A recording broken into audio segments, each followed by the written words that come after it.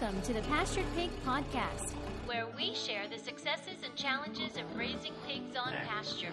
We talk to producers all over the country, from small homesteads to large commercial pasture operations. Whether you're new to pastured pigs or have been raising hogs for decades, we hope you hear new ideas and new perspectives on pasturing hogs. Here's your host, Troy McClung. Well, hello, everybody. Welcome back to another episode of the Pastured Pig Podcast. I've got another great interview lined up. Today, we are going to the eastern part of the country. We're going to talk with Chuck Lewis from Sheraton Park Farms in Greensboro, North Carolina. Welcome, Chuck. Hey, Troy. How are you? I'm doing well. Are you guys getting as much rain as we're getting right now?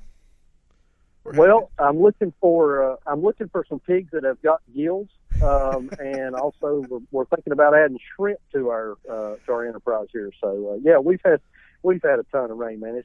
Everything's just been soggy. Yeah. I was telling Kelly the other day we should have planted rice this year. That should have been our crop to go for. Yep. All right. Well, so tell us, give us the virtual tour of Sheraton Park Farms down there. Sure. So we're in southern Guilford County, and Guilford County is the home to Greensboro. And Greensboro, I think, is about the third or the fourth most populous city in the state. And whenever you tell people that you've got a farm in Greensboro, they look at you kind of squirrely-eyed. But we're actually in the southern part of the county in a small community called Pleasant Garden. But we do have a Greensboro address. But so we're a multi-species farm. We raise chickens for eggs, chickens for meat. We've got turkeys. We've got sheep. But our cornerstone operation is our pasture pig operation. All right. We've been doing pigs. This is actually our third full year of farming. A couple of years ago, my wife and I were living up in the foothills of Blue Ridge in Wilkes County, and I took a job in Raleigh. And so we wanted to be still kind of close to family, but still kind of close to work for me. So Greensboro ended up being kind of the middle of the ground. And we got into farming. It was purely by happenstance. My wife had worked in a butcher shop just on Fridays. She wanted to learn the craft, and she was doing. It was really kind of an apprentice sort of deal. And she came home one day and she said, "Hey, I think there's something to this local food movement, local clean food, know where your food kind of thing comes from. What do you think?" So I started looking and doing a little bit of research on that whole concept. And next thing you know, we're buying a 20-acre farm in Greensboro with very minimal experience. Growing up, our parents and grandparents had all, kind of raised gardens, but nobody really ever had any livestock. My family done some tobacco farming, but had zero experience. So, we kind of started watching all the YouTube videos we could watch and books we could read, and we sort of dove in head first. Good Lord looks out for drunkards and fools. So here we are 2 years later. I think we're at about 60 some pigs processed now. We've got 30 here on the farm. We've upped our broiler production. We're doing 120 birds per month. We've got a bunch of egg laying chickens and sheep, and so we've just kind of took to this thing sort of like fish to water, and are having a great time with it, and just excited about what's going on and what's looking like a pretty positive future for us right now.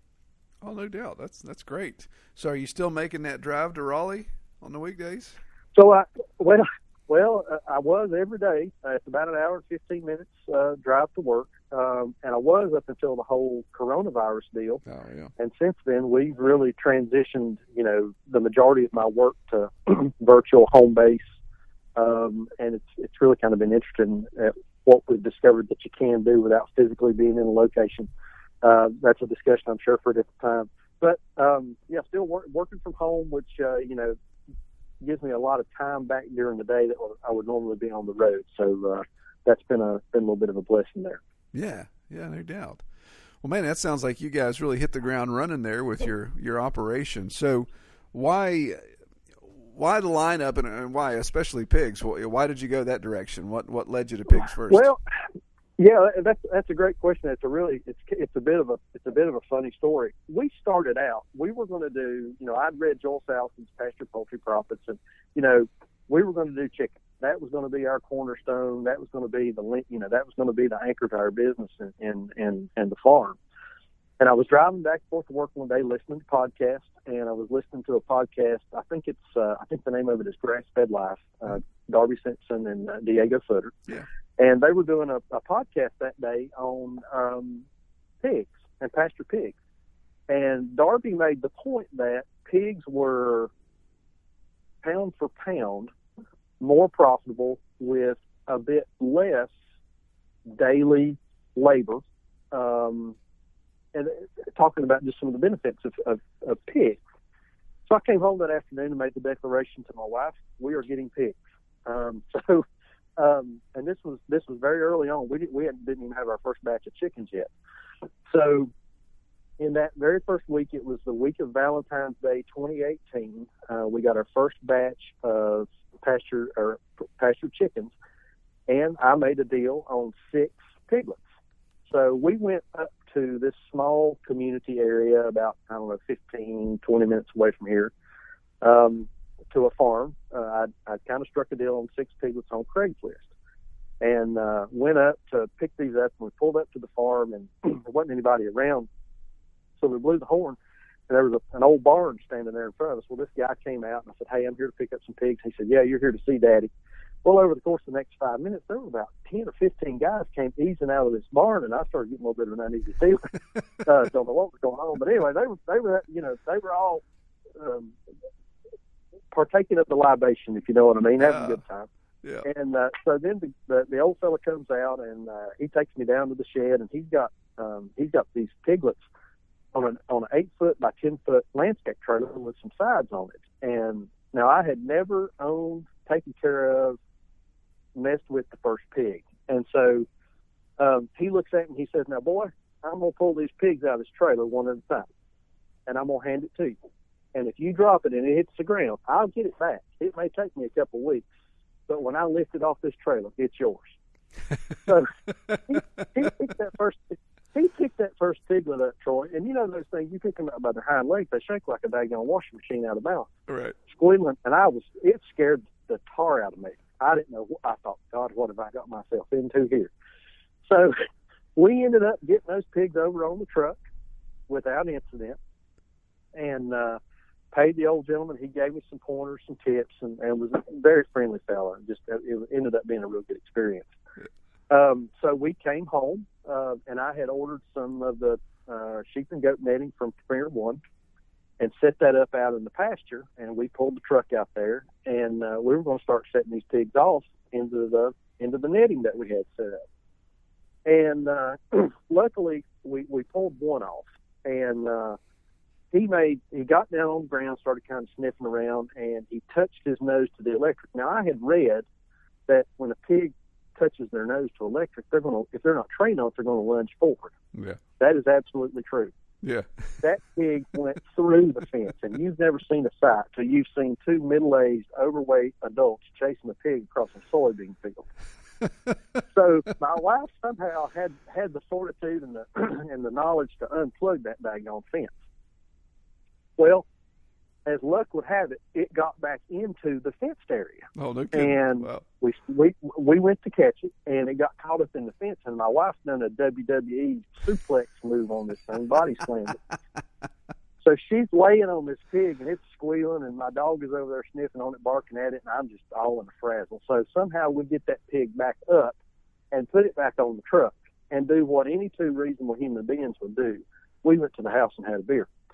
So that was on a Saturday. That was on a Saturday evening.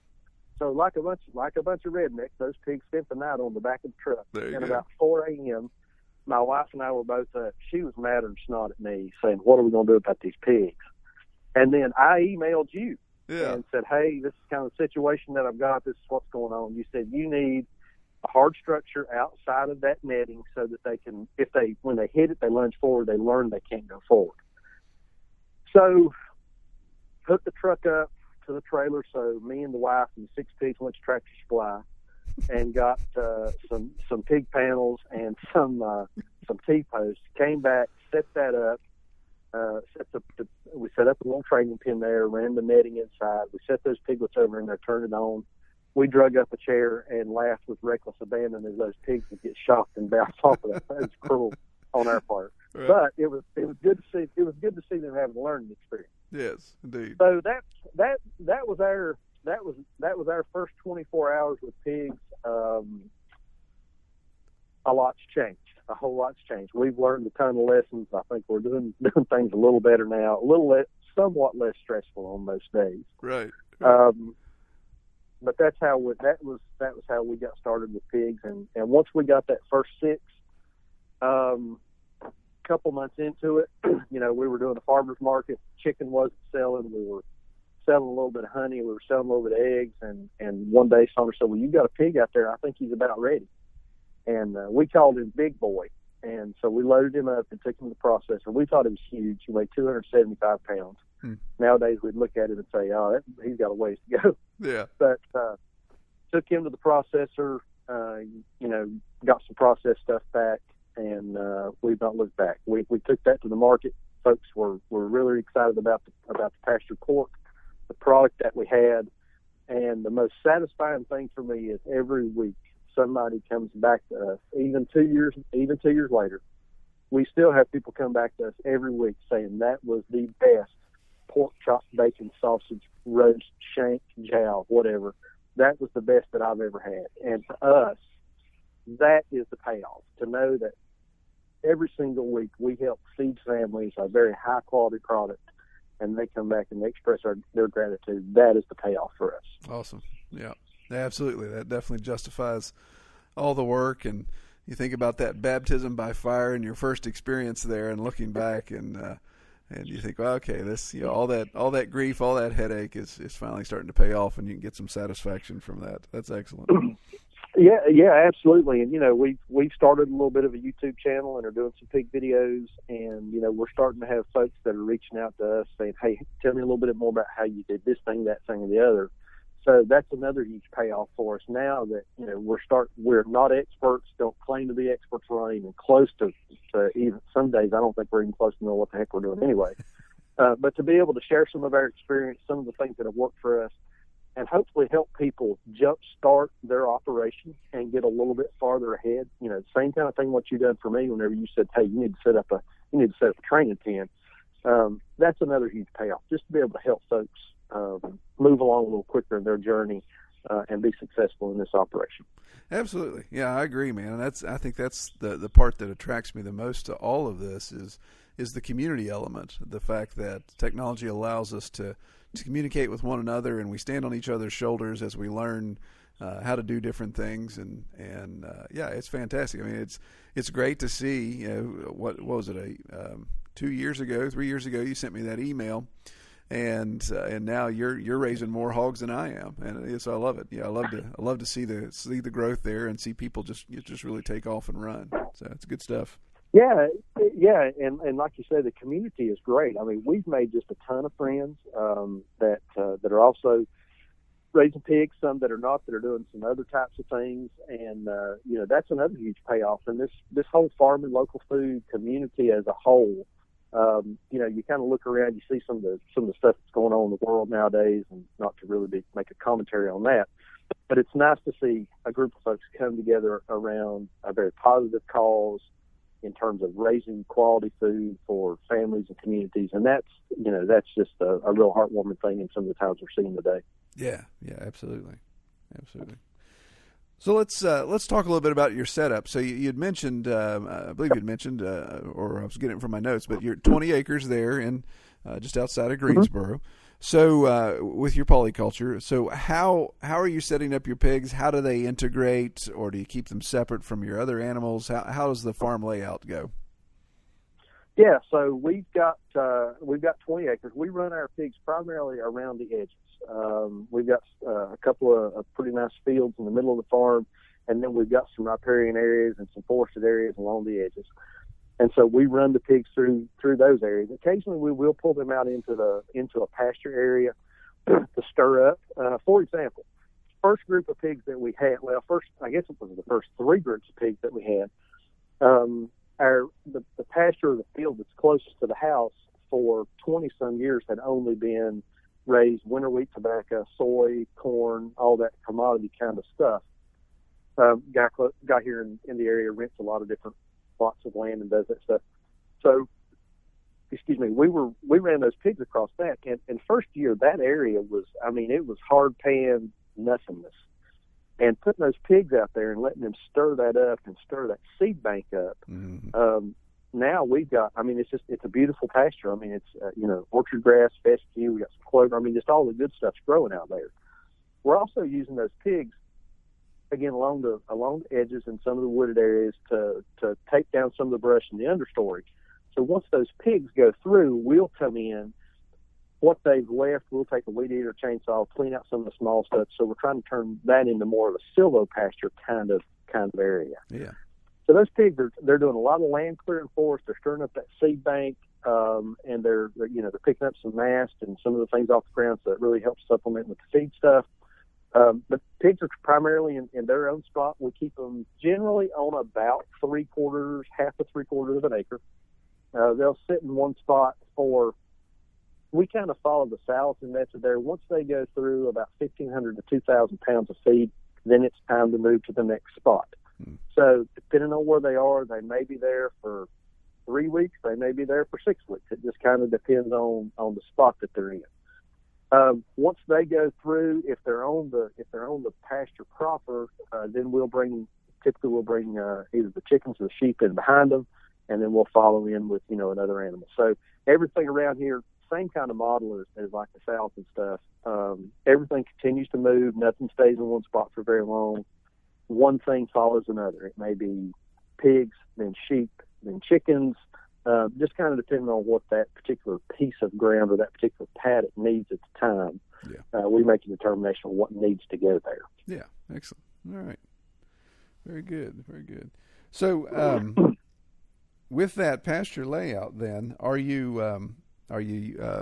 you have those permanent paddocks set up? Are you doing all mobile fencing and netting, or you have some hard structure there? Yeah, so great question now, and we're really kind of in a transition place now. Up until this past winter, we had been using the Premier One sheep and goat net. That great product. We've had super success, a lot of luck with that. The problem that we found is, and anybody that's messed with it knows exactly what I'm talking about. You get into a wooded area, you get into an area that's got some little snags, a little bit of brush, that kind of stuff. That stuff is irritating as the devil to put out and then to put up. So we've transitioned over to just a 2-strand polywire. That gives us a ton of flexibility in terms of where we can run the paddocks, size of the paddocks. We're not locked into those 164-foot sections of that netting. We can make the paddock as big or small as we want to. We don't have to worry about how much netting we've got. Yeah. So up until now, we've just kind of been moving things ad hoc. We need it here, we need it there, we need it in this other spot, so we just move it around. With this group of feeders that I've got going right now, we had them in one area, and we picked up a little tip of utilizing some gates in the paddock, some physical barriers as opposed to just the psychological barrier of the electric netting. Mm-hmm. What I've discovered there is I think that's going to give me a lot of options to set up some semi-permanent infrastructure in terms of having some posts, some T-posts and some gates at strategic locations, so that all we've got to do is go back and pull that wire to set the paddock up. Then we just swing the gate open and then in come the pigs. Yeah. So we're transitioning over to more of a semi-permanent kind of setup so that we can go over the course of 12 or 18 months, whatever the case may be. We can go paddock A, paddock B, paddock C, rotate stuff through, never have anything on the same paddock more than twice a year max, maybe preferably once per year. But that's going to give us I think that's going to give us a little bit more flexibility. We have some layout plans that we've got to put together. We got to get out. We got to kind of figure out where those paddocks are going to be, and we're determining that right now as we're moving those pigs along. So we're transitioning a little bit. Up until now, again, it's just been ad hoc, but we're trying to figure out how to get more of a specific rotation going. Yeah, I mean, and that's part of it is just kind of reading the land, seeing how the pigs do. You know, there's obviously a lot of variables, so you need to have have multiple case studies going on there, so you can see what worked well one time and the other. I find myself at times, it's a little frustrating at times. You end up taking something down you put up a year or two ago. It's like, well, I thought that was going to work. Okay, it's time to reboot on that and try to go a different direction. So. Well, yeah, and that's a great point. One thing that this farm did not have when we came here and still does not have, and that is a permanent perimeter fence. And we kind of decided among ourselves, and we're getting close to putting that in. We kind of decided ourselves we need to live with the land for a couple of years and let the farm tell us where things should be and how the flow should go. Yeah. Instead of just going in and putting, well, I think the perimeter fence needs to go here, there, and the other place. Give the farm some time, be on the land for a little bit of time, and figure out really what that needs to look like long term instead of just kind of shooting from the hip and trying to decide out the gate. Yeah. I agree 100%. Yeah, I mean, every farm, it's if anything I've learned from doing this podcast is that every single person I talk to has a different experience raising the same animal. It's just really neat to see how unique each setup and structure is. Yeah, and there's no real right way to do stuff. I have discovered a couple of handfuls of the way not to do stuff, but there's no real right or wrong way to do stuff. Yeah, absolutely. Well, let's talk about your pigs a little bit there. So, what breeds are you going with, or breed, and are you fair to finish, or are you just buying feeders right now? Give us a little detail there. Yeah, so that's been an evolution as well. We started out just buying piglets. I told you about the gentleman that I bought the first set off of, and then after that, I found a young lady that was about an hour and 15 minutes west of here. That phenomenal girl. She decided she needed to make a little extra money, so her mom and dad said, "Well, you need to figure out how to do that." So she bought a boar and 2 sows and started breeding and selling piglets. And so we were buying piglets off of her, and they were kind of a Duke's mixture. There was some Tamworth, there was some Duroc, there was a little bit of Yorkshire in there. We're not sure what. I think there might have been a little bit of maybe a little Hampshire. I'm not sure what all was in them. Produced a beautiful pastured pig. I mean, these things, we were growing them out to about 3.5, 375. The fat was just right. The flavor was spot on. The marbling was great. The color was good. I mean, it was a great pig. Well, like all good things, it must come to an end. So she is graduating from high school just a couple of weeks ago, getting ready to go to college. So she sold off her breeding stock.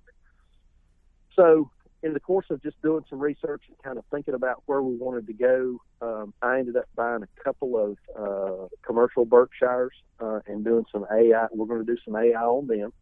I did keep 2 of the gilts out from the last set of piglets that we had bought from the young lady, and we done AI on them back in December. Farrowed about 6 weeks ago. Had super luck. We another thing, I'd reached out to you and said, "Hey, where are you getting your genetics from?" You said Shipley Swine. Mm-hmm. Reached out to those folks. Super helpful, great customer service. Can't say enough about them. So back in December, we done AI on 2 of those Duke's mixture piglets that we had bought from the young lady. I done one with a purebred Duroc, the other one with a purebred Berkshire. Ended up with 22 piglets, had 2 stillborn, had another one that was a little bit of a failure to thrive, so we ended up giving that to a friend of ours to bottle feed and care for, and I think it's probably going to end up being a pet more or less. Right. So I got 19 piglets now. We done AI on one of my commercial Berkshires last week, so we're going to see how that works out. But we're kind of to the point now, and this whole coronavirus thing has really kind of open our eyes, and we can talk a little bit about piglets and demand and what's hitting the market, that kind of stuff in a minute if you'd like to. Mm-hmm. But we kind of determined we needed to be able to produce our own supply. We can't depend on others to find the quality that we want, to find the number that we want. So we decided to kind of delve into the farrow to finish deal. Yeah. Yeah. So far, we farrowed once. Again, we've got 19 of those piglets. They're doing great, fantastic. They look super. I had real good luck there. Got another one that we hope is settled. We got a couple weeks before we could figure out if she's settled or not. So that's where we're at right now. On the backside, we are pretty much, we're 93, 95% direct retail. We do have a contract with a couple of very, very small local grocers in the area that pick up a little bit of our product from time to time, but for the most part, we're direct retail. We sell from the farm.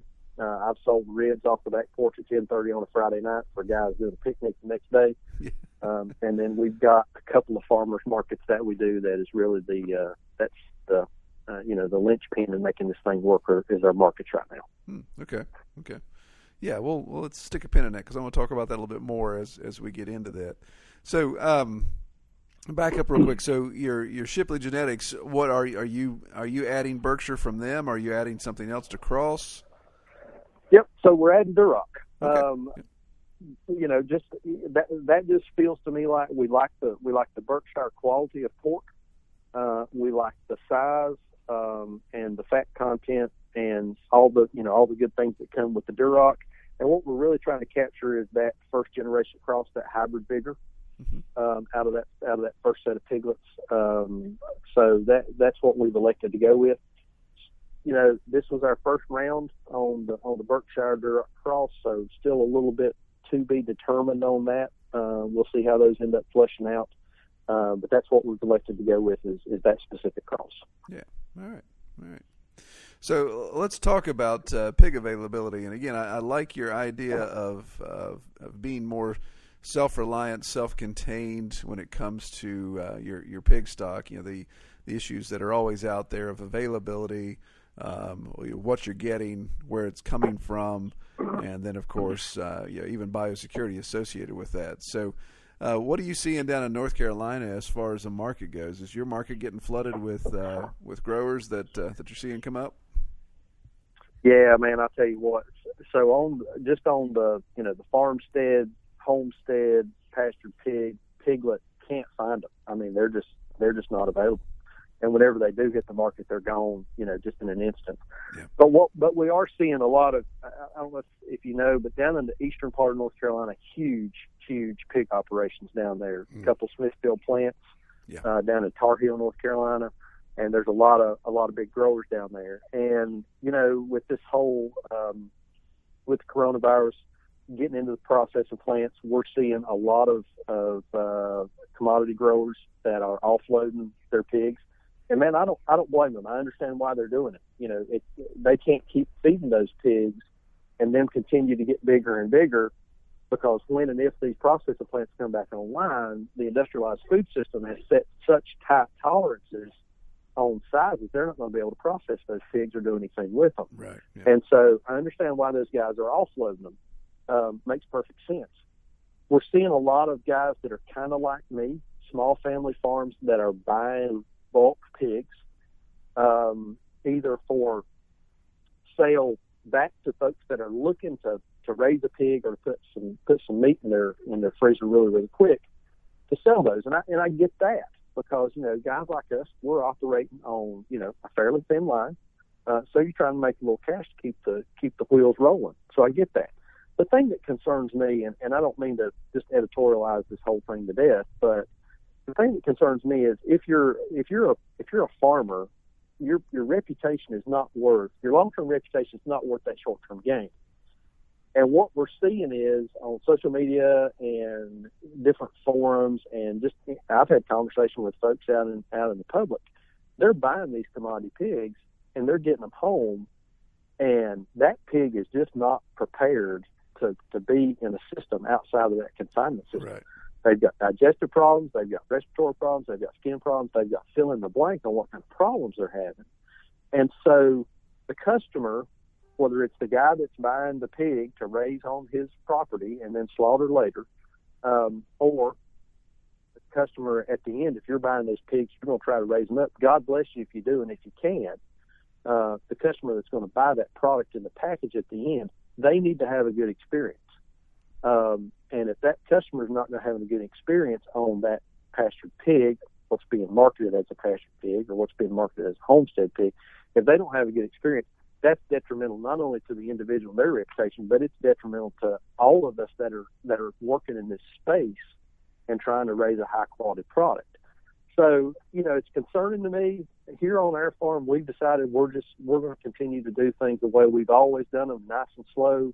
Everything that we're selling is raised here on our farm, raised right in pasture with all the good stuff that goes along with raising them that way. Yeah, no, I think that's well said, and we're going to have to wait and see how this all plays out, because we're seeing the same thing in our area. In fact, it's flooding from the Midwest into West Virginia, where there's a lot of these commodity pigs, and as you mentioned on social media, my goodness, it's like you flip through any of the forums and you just see question after question. Hey, got this pig for $25. It's not doing this, or it's doing this. It's acting weird. It's got this discharge. It's limping. It's coughing. It's wheezing. Yeah, it's one of those things. It's like, wow, okay, yeah, the biosecurity just went out the window there, and it is this element of you kind of think, okay, did you just jump into something you weren't aware of, or did you? Like you say, it comes down to reputation. Are you trying to turn a quick buck? So. It is interesting, and I think we'll all have to sit back and maybe this time next year, as we're doing more interviews, we're talking to people about, okay, how did 2020 play out in your area when it comes to pigs? It will be interesting. I don't think. I think it's going to be real interesting to see what happens and how long this goes on, and even for the small time guy like us, that's using local processors, that's becoming a challenge now because everybody's trying to get their animals in, they're trying to get their animals done. I can't get a pig appointment until way up into the end of the year, and so to come and to make that even worse, on the front side, man, I've got demand. I've got people that are wanting pork chops, they're wanting ribs, they're wanting roast, they're wanting bacon, they're wanting all the stuff that we normally have. And we went into this early season, we were planning on our markets typically open in April, end of April. So we were planning on going into April, 9 pigs. We had them in the freezer. We were going to be ready to go. We were going to have plenty of pork. That was going to get us through to July. Then we could get them, by then we were going to have some more pigs ready to go. I'm out of 9 pigs. I mean, I've got some sausages, some brats, kielbasa, a few roasts, some of that kind of stuff left. Yeah. But we're kind of down to the bottom of the stuff and can't get another pig in for months. Don't really have anything ready just right now. So, I mean, it's a challenging time to figure out how to navigate all this stuff so that you're staying profitable on your farm, your customers are getting what they need, and you're keeping the farm business going. So it's an interesting time.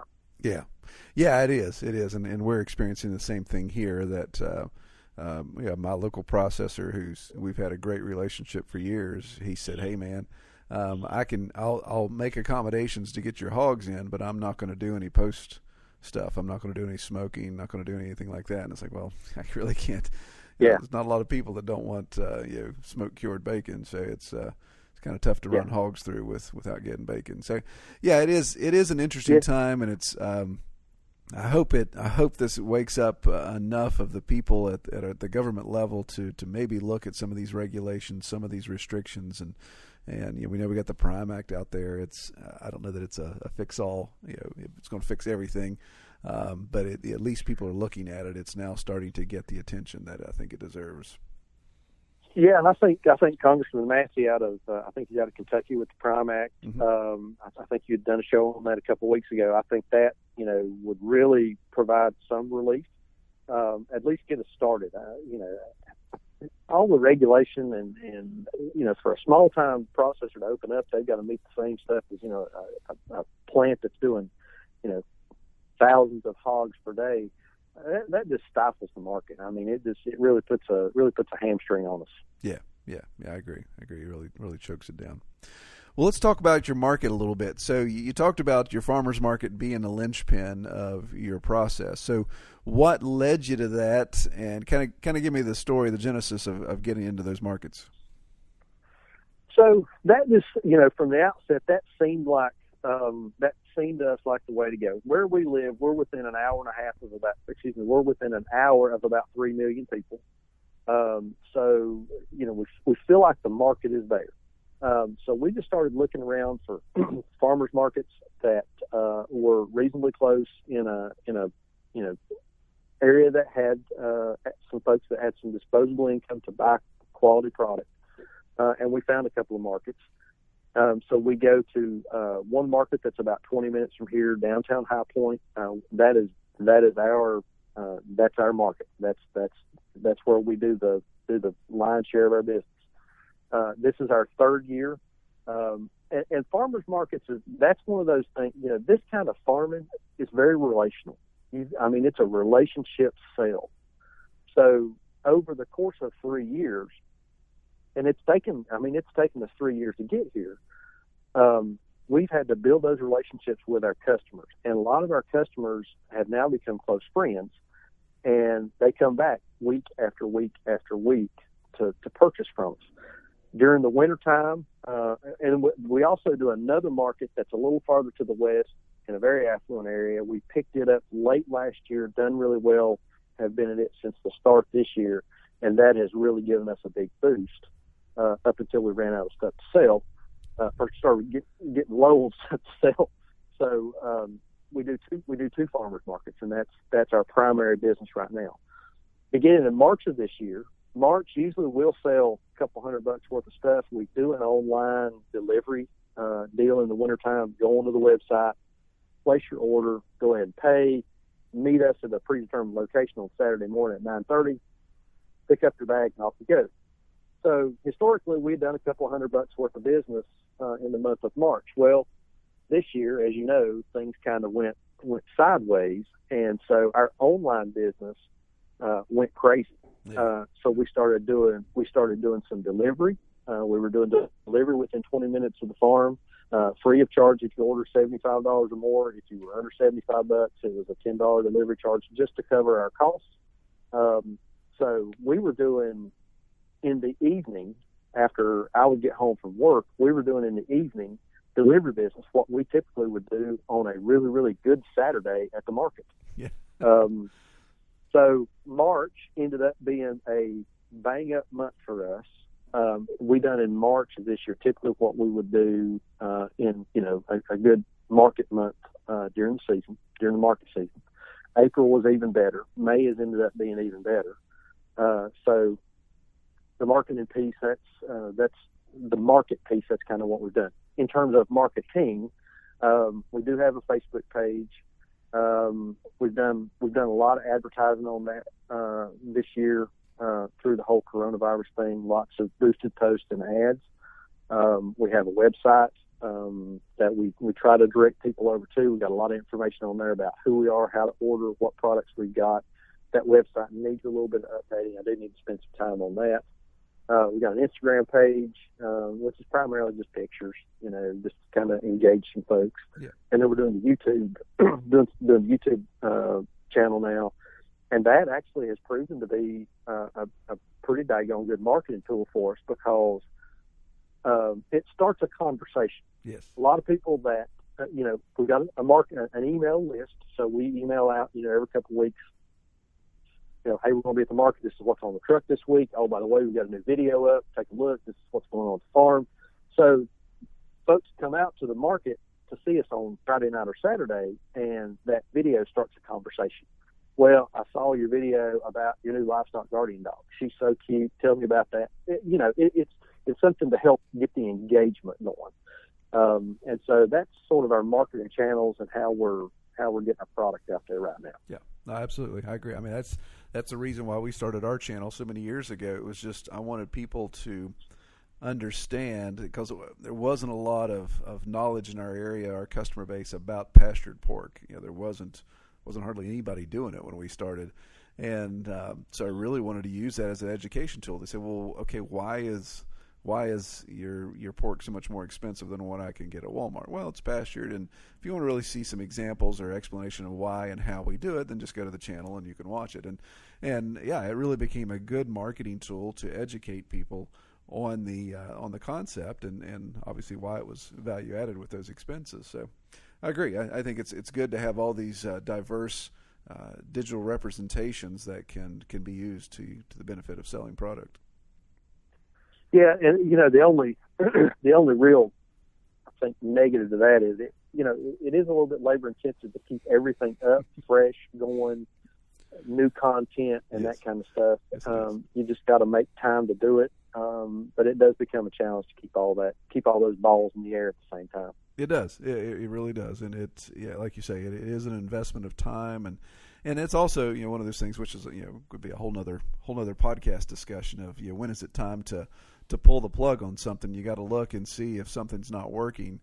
Don't keep running your head against the wall just because it's your baby and you hate to put it out. But that's where you got to look and do some of those assessments. Like you said, you may find that a farmer's market isn't producing nearly as much as online is now. So maybe you pull back in that area. Yeah, and so to that point, we actually had a third market that we were doing in downtown Winston-Salem, and it was just started out really, really strong, but just over time it is just kind of taking a nosedive.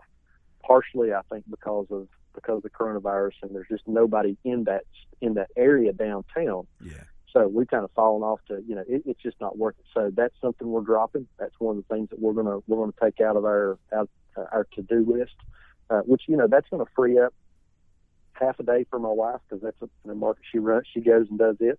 So that frees up half a day for her on Tuesdays, and we can get a lot more bang for the buck at her being here as opposed to going over there and sitting for 3 or 4 sales. It's just not worth it. Yeah, absolutely. Yeah, you gotta adapt. You gotta adjust. Gotta be nimble in those situations.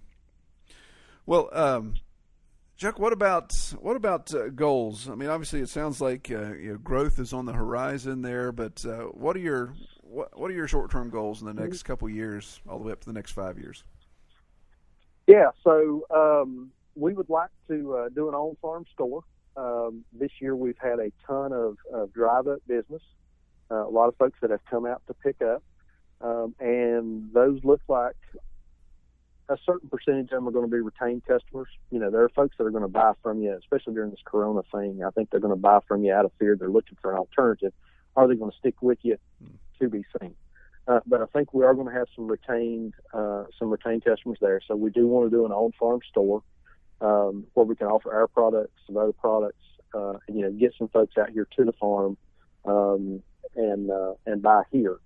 We want to increase our farrow to finish process. Our goal is to have to get to the point to where we continuously and consistently have pigs that are ready to go to process. In the past, it's been batches on a hit and miss timeline. We'd have 6 ready to go now, then we're not going to have any more ready until December, then we won't have any more ready until March, and that's just kind of been a very schizophrenic type of thing in terms of production timelines. So we want to tighten that down so that we've got a couple, 3, maybe 4 pigs ready to go per month, and we can march those out. Now that we're doing AI, we can sit down with the calendar and we can back into that, figure out when we need to be doing artificial insemination so that we can farrow on this date so that we got pigs ready to go in this month. So that's one goal that we're working on right now. And then back to what we talked about very early on, setting up some semi-permanent types of infrastructure so that we can march those pigs along. Yeah. So I think if we can get, those 3 things going, that's really that's what we're looking at right now. We've had a lot of success in the first 2 years. We're excited about where the next 2 years to 3 years is going to go. I think we've got to continue to adapt to the markets, figure out, what folks want, what folks need, and be in the front of the line whenever that time comes up with our stuff ready for folks to take advantage of it. Yeah, excellent. All right. Sounds like good plans there. Well, one thing I always ask at the close of each interview is this overall arching question is, what is your best experience or favorite part about raising pigs on pasture? I think my favorite part of raising pigs on pasture is the interaction with the animals. I mean, there is just nothing like going out in the morning and stepping over into that paddock, and those pigs coming up to greet you, and they want to scratch, they want a belly rub, they want to check you out, they want to see what you got. Pigs are such social animals. We've had just so much fun being with them, interacting with them, having them here on the farm, and just they really become they're a part of the family. They end up serving their highest and most useful purpose in the end. But we say our animals have one bad day, but up until then, all the other days we try to make them as good for the pigs and as good for us as we can. So just that interaction with them and being out in the field with the pigs, that's the best part. Absolutely. Good stuff. All right, Chuck. Well, if people want to learn more about your farm, where can they find you online? Yeah, so we're a little bit everywhere. We have a website. It's www.sheratonparkfarms.com. We're also on Facebook, Facebook.com/Sheraton Park Farms. We have an Instagram page, and we also have a YouTube page, Sheraton Park Farms over there. So reach out to us. We'd love to talk more to folks about who we are, what we're doing, and kind of show them what we got to offer. All right, sounds great. Well, I appreciate you taking the time to come on the podcast, and I hope you have a good rest of the week out in the pasture. Troy, I appreciate it. Thanks a bunch. All right, man. It's good talking to you. Take care. We hope you have enjoyed this episode of the Pastured Pig Podcast. To learn more about our podcast or to submit topics or recommend guests for future episodes, visit redtoolhouse.com.